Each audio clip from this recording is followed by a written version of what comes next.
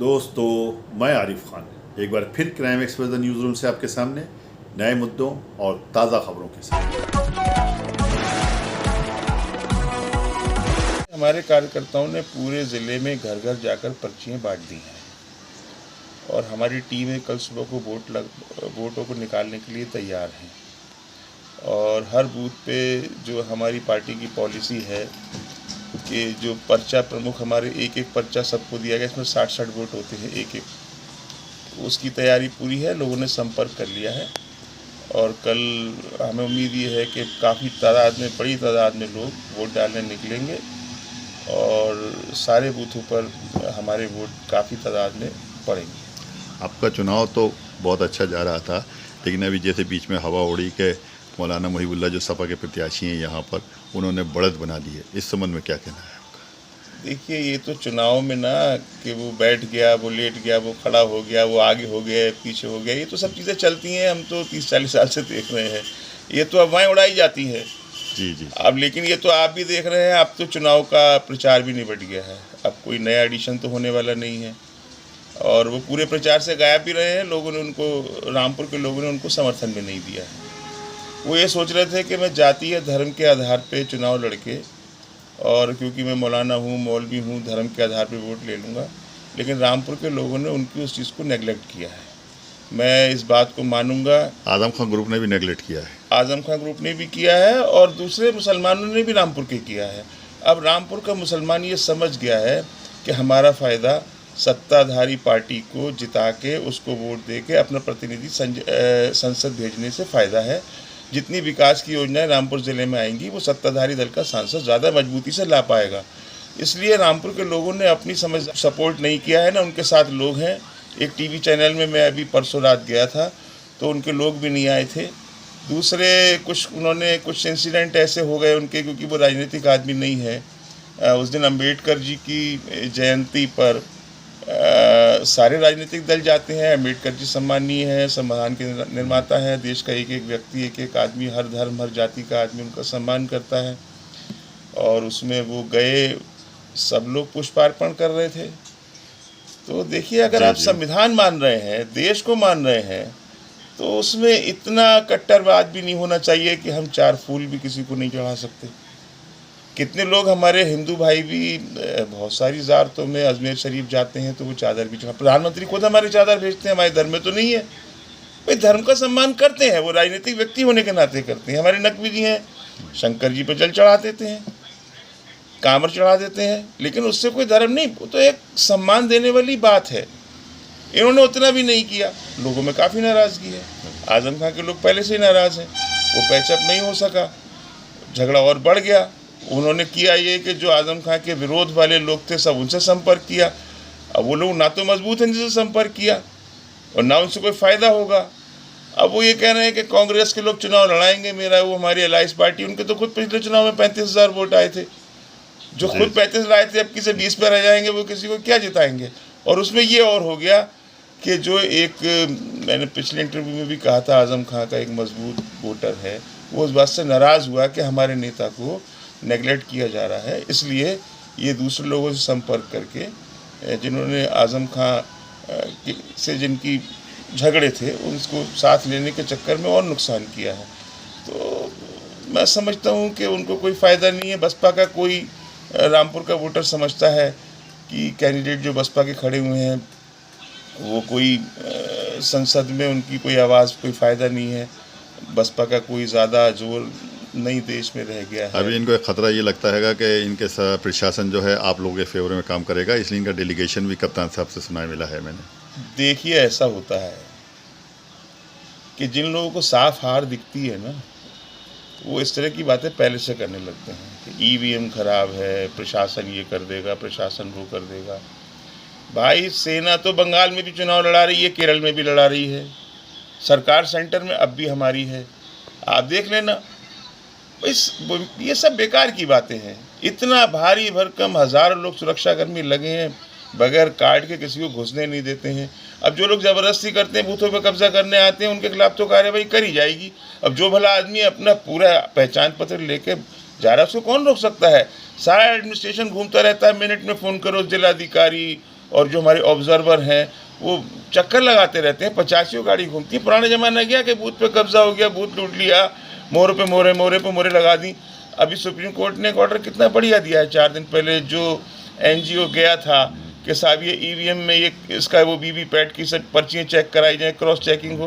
उन्होंने कहा भाई हमें ये भी पता है कि जब वोट मतपत्र के द्वारा पड़ते थे तब क्या माहौल था, और हमें अब भी पता है, पता आपको भी है कि उसमें और ज़्यादा बेईमानी होती थी। हालांकि इसमें और कोई अगर उनको लग रहा है कि इसमें ट्रांसपेरेंसी चाहिए उसकी भी कोशिश करेंगे, लेकिन ये व्यवस्था उससे कहीं बेहतर है।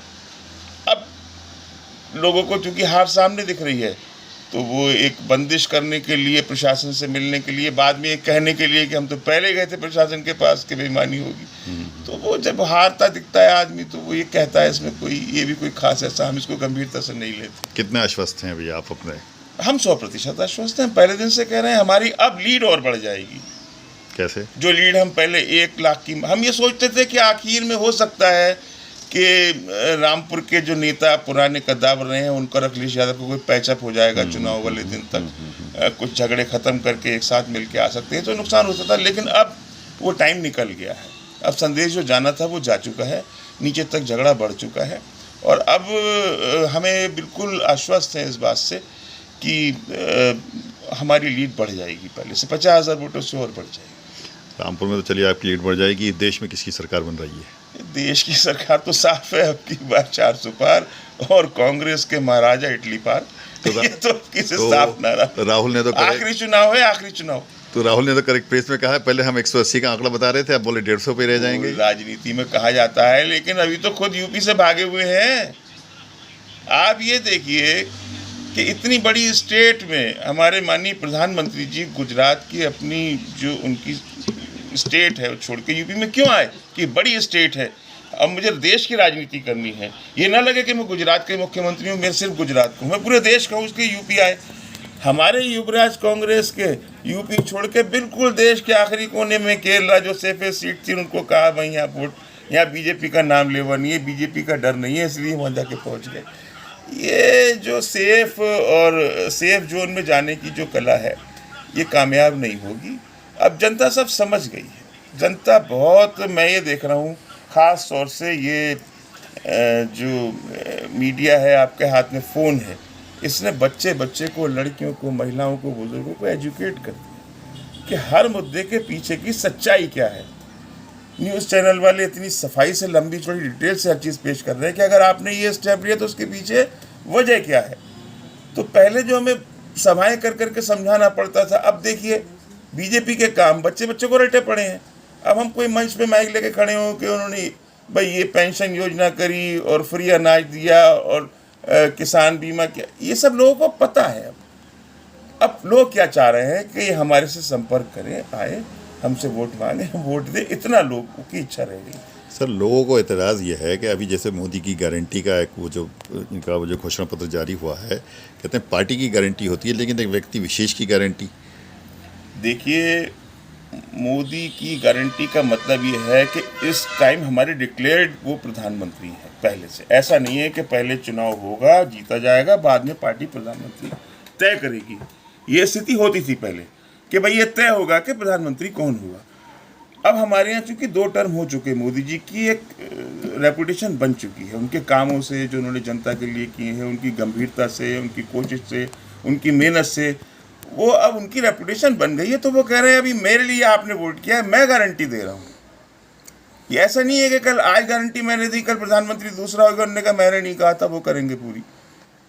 वो खुद चूंकि 100% गारंटी है। और एक बात और है, न केवल कह रहे हैं, पिछले चुनाव में जितने भी हमारे संकल्प पत्र के पॉइंट्स थे सब पूरे किए गए। आप पिछला संकल्प पत्र पढ़ लीजिए, उसमें से कोई भी हमारा मुद्दा अनटच नहीं है, सब पूरे हो गए हैं। कुछ मुद्दे हो सकता है 80% पूरे में 20% कमी उनकी पूरी हो जाए। जो मुद्दे हमारे रह गए थे पिछले चुनाव में वो इस बार ले लिए गए हैं, पूरा किया जाएगा। हमने तो चुनाव के बाद भाई 80 करोड़ लोगों को मुफ्त भोजन की योजना चल रही है, उन्होंने 5 साल के लिए बढ़ा दी। किसान सम्मान निधि उन्होंने बढ़ा दी। गैस की सुविधा देख रहे हैं आप लोगों को मिल गई, शौचालय मिल गए, सड़कें मिल रही हैं, पुल मिल रहे हैं। पूरी दुनिया में हमारे विरोधी भी ये कह रहे हैं भाई सड़कें बहुत अच्छी हो गई। बल्कि मैं आपको, आप हंसेंगे मेरी बात पे, मेरी एक बहन अमेरिका में रहती है, उसका फ़ोन आया, पता है क्या कह रही थी? अरे भाई अब तक ये इंडिया वालों ने मोदी को कहाँ छुपा के रखा था? बताइए, उसका एक नॉन पॉलिटिकल फिगर है, उसका एक जॉब करती है वो, उसका ये कहना था अब तक कहाँ रोक के रखा था? पूरे अमेरिका में ये चर्चा है कि इतना टैलेंट इंडिया में है कि इतना टैलेंटेड प्रधानमंत्री भी छुपा के रखा था। तो रेपुटेशन की बात है, ऐसा नहीं है। मेरे हिसाब से पार्टी की 400 सीटों का जो वायदा है, 400 और 410 आएंगी, कम नहीं होंगी, 410 सीटें आएंगी और 10 सीटें बढ़ के आएंगी, क्योंकि पार्टी ने तमिलनाडु में, केरला में, बंगाल में और कुछ ऐसी जगहों पे जहाँ पर हमारा जोर कम हुआ करता था, वहाँ पर काफ़ी मेहनत की है। साउथ में काफ़ी मेहनत की। आखिरी सवाल है, कल लगभग 102 सीटों पर चुनाव होने जाता है, आपको कितने मिलने की संभावना है? हमारा पार्टी का 102 में करीब करीब 90 से 92 सीटों का प्रोजेक्शन है पार्टी का। 90 से 92 सीटों का प्रोजेक्शन है हमारा पार्टी का, तो 90 से 92 सीटें आएंगी। वीडियो अगर पसंद आई हो तो लाइक कीजिए, शेयर कीजिए और चैनल को ज़रूर सब्सक्राइब कीजिए, ताकि इसी तरह की बेबाक और बेखौफ खबरें आपके पास पहुंचती रहें।